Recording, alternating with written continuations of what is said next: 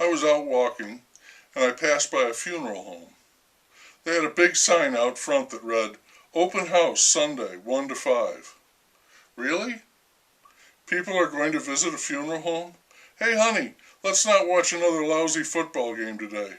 Let's change it up. Did you see where the funeral home is having an open house? Let's give Penny and Rick a call. We could meet them there." Other than the funeral home's open house, I want to talk about two things which seem to be completely different, but which I think are closely related in some aspects, and which show how far we've traveled from the way things used to be. As is often the case, the changes are powered by money. The first is about the Olympics. This year they staged the Summer Olympics in Rio de Janeiro.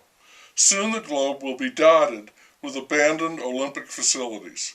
Could they build one superb place and return there every 4 years? No. Why not? Money. Of course, another folly fueled by money. Some people were afraid this year's games were going to be a disaster for a number of reasons, but they rolled out pretty smoothly, with the small exception of some silly misadventures. When the modern games began in 1896, the participating athletes were all supposed to be amateurs. If you took money for any athletic performance, you were disqualified from participating in the Olympic Games. There was the well-known incident in, I think it was 1912, when Jim Thorpe was stripped of his gold medal because he was paid something like $20 to play baseball or football.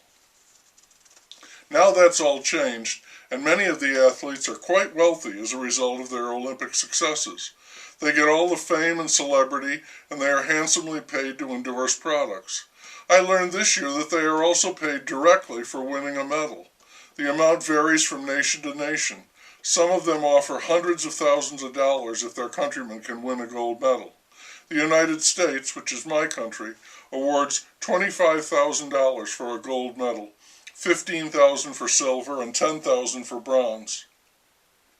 The famous swimmer Michael Phelps has won something like 28 medals over the years, so he is obviously a very wealthy person. The medals by themselves have an intrinsic value.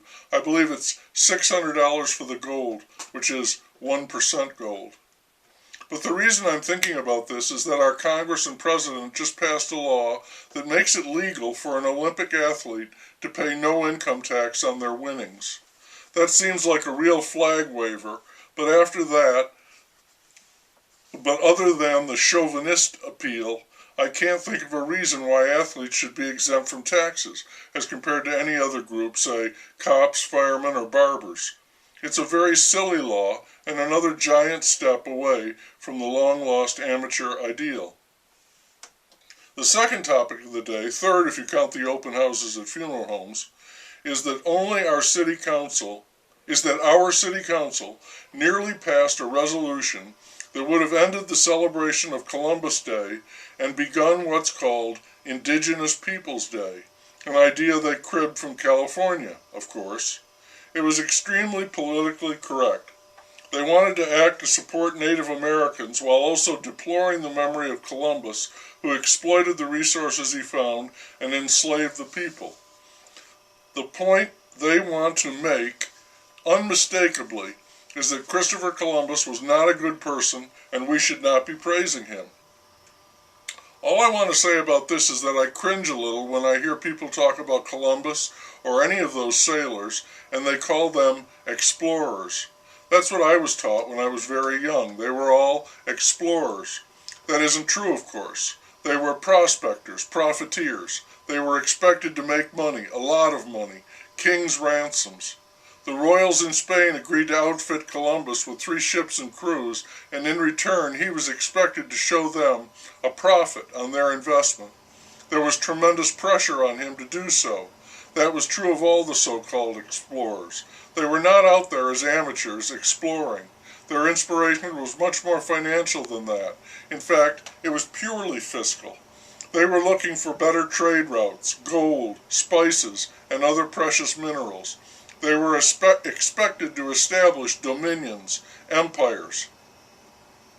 That brings me to my final consideration here. Our president is now saying that we should definitely be at work on sending astronauts to Mars by the year 2030. I'm in favor, generally, of all our investigations and explorations of our world.